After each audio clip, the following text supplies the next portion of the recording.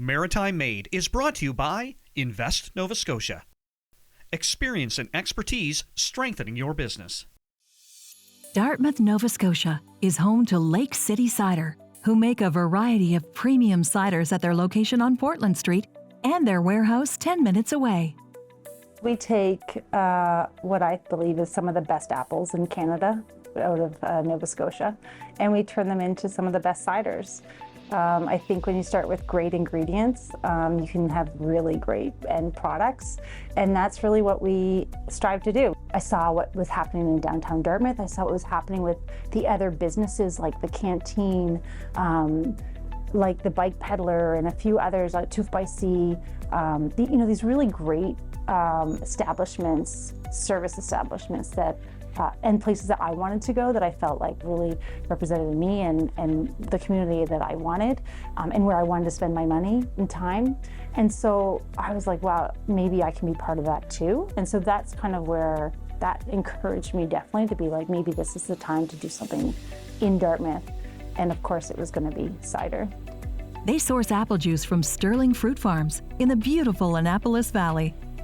Apples are hand-picked in their orchard and transported to their dedicated facility. The apples are loaded onto the packing line, floating to a water conveyor.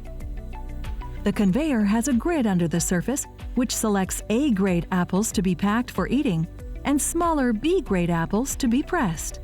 B-grade apples are released onto the conveyor belt of the juicing line.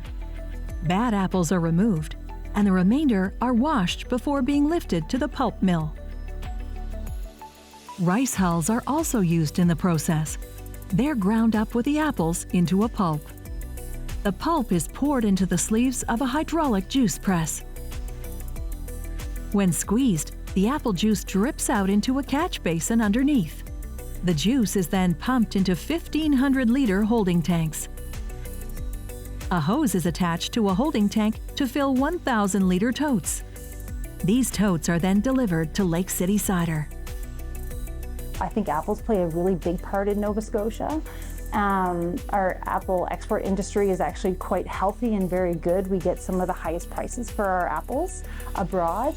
I'm specifically talking Honeycrisp, but that's okay because I feel like that also ensures the health of our farmers that we need for a lot of the other varietals that we use for our ciders. This year we got Best Cidery in Halifax, voted by the Coast, voted by the readers, which is always just a lovely way to kind of be recognized by actual consumers and people who know us. At the cidery, a bit of the fresh juice is collected for a hydrometer test, checking sugar levels. The result is recorded. 2 types of enzymes are taken out of the fridge. These help break down the pectin in the juice and help with fermentation. They're poured into the juice totes and left to work for 24 hours. Afterwards, an impeller pump is plugged in and 2 pre-sterilized hoses are brought out. The cap is removed from one end of a hose. It's sterilized and attached to the pump. Sanitizer is sprayed on all hose attachments before the hose is attached. The other end of this hose is attached to a large fermentation tank. The other hose is attached to the other end of the pump, with the other end being inserted into the tote of juice. The pump is then turned on, transferring the juice to the fermentation tank. The juice will stay in this tank for about 10 days while it ferments. When the tank reaches 14 degrees Celsius, yeast is taken from the fridge and measured. It's mixed with warm water and a bit of cider. This is then added to the tank. At Lake City Cider, the juice is fermented slowly at a relatively cool temperature. This brings out the complex flavors in the finished cider. Hydrometer test readings of fermenting cider estimate sugar and alcohol levels. These determine when it's ready for the next stage of production. Racking happens next. The tank's temperature is dropped to 4 degrees Celsius. Then, using the pump, fermented cider is transferred into an empty, sterilized fermentation tank. Each time the cider is transferred to another tank, sediment is left behind. 750 grams of bentonite clay is measured out and hydrated with hot water. After being stirred, this is left to absorb overnight. Then the bentonite clay is added to the tank. The clay physically cleans the product, making it clearer. The pump is attached to 2 ports on the tank, which then stirs the bentonite into the cider. This takes about 10 minutes. Another fermenting period happens before the cider is tested and racked again. For this final tank transfer, the capacity cross-flow filter is used. Filters are added. These are screwed in tightly.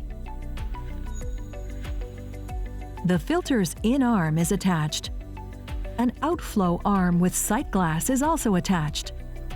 This is a coarse to medium filtration from the current fermentation tank to an empty one, getting rid of yeast and any final solids.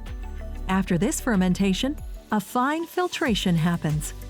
And after one last fermentation period, the final sterile filtration occurs. The final blend is pushed through an additional sterile column filter and into a sterile bright tank. A CO2 purge happens, creating headspace. This forces oxygen out of the bright tank and carbonizes the cider. The tank is pressurized, and the temperature is dropped to 1 degree Celsius, carbonating for 12 hours. A taste test is done to ensure everything is good to go. The entire process takes 6 to 8 weeks. On the bottling line, new bottles are cleaned with water before being placed into the bottler. Pulling one lever secures them, while pulling the other fills them. Each bottle is checked before a cap is placed on the bottle. These are screwed on before they're placed in boxes. At their other facility, 355 milliliter cans of black currant cider are being filled. Cans are loaded on the canning line by hand and sanitized. They're purged with CO2 from 5 fill heads, removing any oxygen, before they're filled with cider by the next 5 fill heads.